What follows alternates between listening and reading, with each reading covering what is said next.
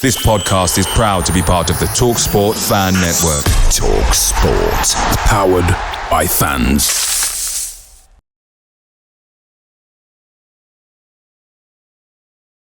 I think that's a pretty good segue, isn't it? Let's move on to tomorrow. Yeah, absolutely. Massive game off the pitch and on the pitch, I reckon, Sam. So just give me your thoughts on both. Yeah, again, the news of yesterday and the excitement and positivity and just talking point is straight away going to create a buzz tomorrow, because people are going to be sort of walking into St Andrews thinking, right, this is sort of day one of the closing chapter of St Andrews now, because we know it's coming. You know, we've talked about it in the past, haven't we? We had the City of Birmingham stadium that Carson Young was going to build for us. We all know how well that went. But this is very real. This is very, very real. This isn't just I'm going to build a new stadium and it's going to be great. They've been talking about this. They've put all these other steps in place first. So this has just come to its logical sort of order, hasn't it? So this is now the defining point. This is the first game back at St Andrews when we know that we might only have this ground for 5-6 years, and I think straight away that's going to create, I'm hoping at least it's going to create a really, really positive atmosphere, because there's just going to be noise, there's going to be a buzz, everyone's going to be talking about it, there's going to be excitement. They'll probably play the video of the stadium announcement on the screens before the game as well to get people in the mood. So do you know what I mean? So they're going to be doing all these sorts of things. So yeah, it's going to be, I'm hoping it's going to be a really good day, and I've got every reason to feel positive from the footballing side of things as well, because again, I touched on it before, the motivation of this new stadium for these players, just everything that this club can offer them in the future should be the motivation that they need anyway, and it's just an extra layer to that. So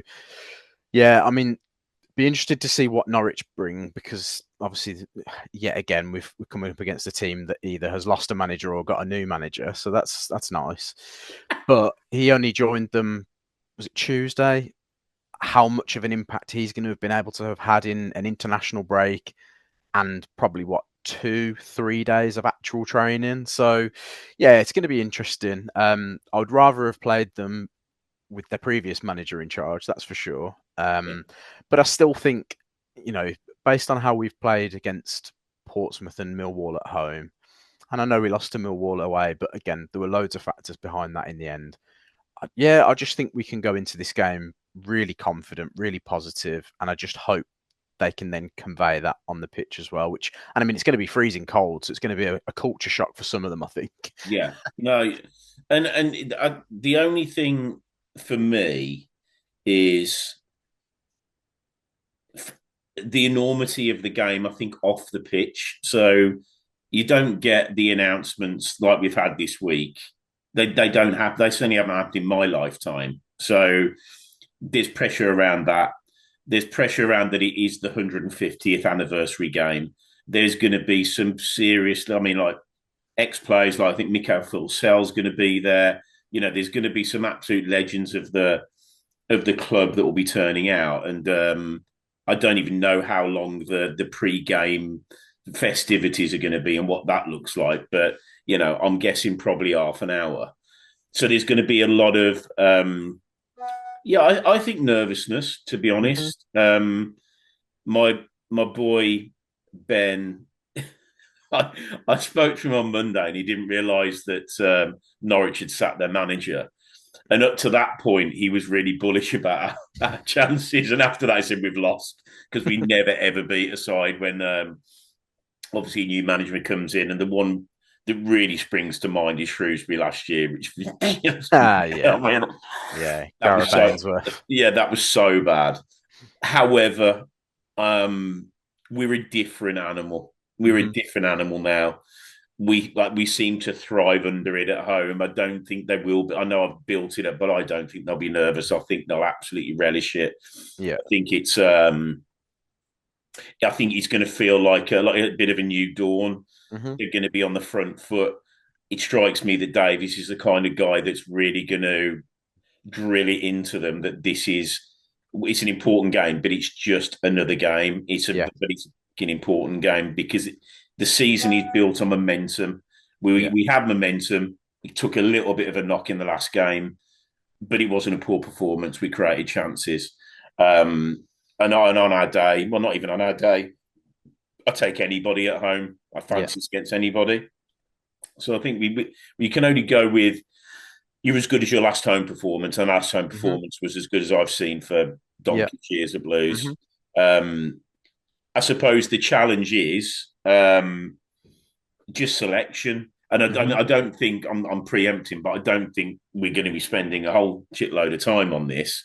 For me, the key is Paik fit? Don't know. I don't. I mean, I know that he's obviously done a press conference. I haven't seen it. So, have you got any updates on that, Sam? Probably. Yeah, I saw Sorry for something. putting you on the spot, but No, it's all right. No, I did see something about it shortly before we came on. So I was a little bit concerned about this when we recorded a couple of weeks ago, that they hadn't really said much about it, and that sort of remained the same. I think about a week ago they mentioned that they were sort of seeking a little bit more medical advice because it wasn't completely clear. My understanding now is they're expecting it to be weeks, not months, because I don't think right. he needs surgery. But I'm 99% sure that he will be missing for probably at least the next 2 games, possibly more. Um, so yeah, then leading into that, it does then beg the question of, does he then just do a Leonard for Paik and keep everything else the same, or does he then do a sort of an Iwata into the middle and then a Samuel at right back, or Yeah. does he then adapt it? So yeah, that's the one for me that will be interesting to see. There was question marks over Beadle prior to today as well because he left the under 21s camp. Okay. But by all accounts, he's fine. So as far as I'm aware, he should still be ready to start. Um, and I don't think the only thing you have to think about is any of the guys that then played internationally. So, I mean, Lyndon Dykes probably wasn't going to be starting anyway, but if he was, I doubt he will be now after the celebrations that they would have had on Yeah. Tuesday night. Yeah. Um, Damari Gray obviously went away on international duty, so it'd be interesting to see how the shape he's come back in because that was a disappointing camp for Jamaica. So be Yeah. interesting to see if he's then, in the right frame of mind and physically ready to play again. I'd like to think so, at St Andrews and all the rest of it. But if not, then, as we've touched on so many times in the past, I wouldn't be too upset for an Anderson in there instead. So, but I can't see there being wholesale changes apart from the ones that they need to. So, yeah, I'd be happy to just continue as we were. I think my, well, I was going to say theory. It's not really a theory. It appeared that the Duck was a game too far for him, Yeah. Middlesbrough, and he was Yeah. just sort of swallowed out of that game. But that for me doesn't mean he doesn't start. I still think Oh he'd God, go no. with that same team, and he's had 2 weeks now. He doesn't go away with international, so he's had chance to recoup a bit of energy, have some good training sessions. So I'm hoping for players like him, it'll have done them the world of good this international break.